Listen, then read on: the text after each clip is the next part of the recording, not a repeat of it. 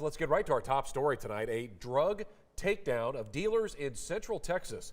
Clifton police have arrested 10 people for allegedly selling and or trafficking methamphetamine. It's the result of a 7-month sting dubbed Operation Blizzard. The police department's investigation started at the Clifton Dairy Queen, hence the operation's name.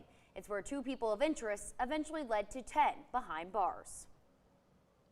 In the city of Clifton, police officers are making sure nothing goes unnoticed. We're a small department, but we've got some very observant officers. From a once dog problem to illegal gambling, Chief Chris Blanton and his team aren't leaving any tip uninvestigated. Any town that says they don't have a drug problem is not being logical, because every town has a drug problem. Tips from citizens is exactly what led them to their latest case. Since June 2023, the Clifton Police Department has been working on Operation Blizzard, targeting trafficking of meth. The reason we called it Operation Blizzard is because it started with some employees at our local Dairy Queen. The Clifton location off Avenue G is where the meth was being sold, according to Blanton. That location led them to several other places and what he calls dealers. What started out as a couple guys that worked there selling methamphetamines turned into a pretty big operation, kind of scattered all over Clifton. The 7-month operation included undercover drug buys in drug-free zones, too.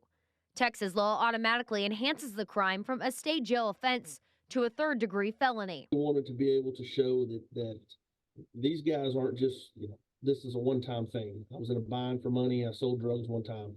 This was a multiple buy operation for multiple different people, which shows a pattern of behavior, which we can show in court that, hey, these guys were dealing drugs. They are drug dealers.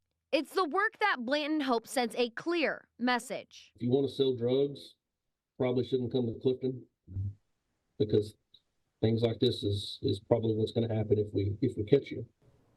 Well, I did reach out to Dairy Queen headquarters for a comment about the crimes allegedly committed on their property by their former employees. I have not heard back at this time. The 10 that have been charged could face between 2 to 10 years in prison.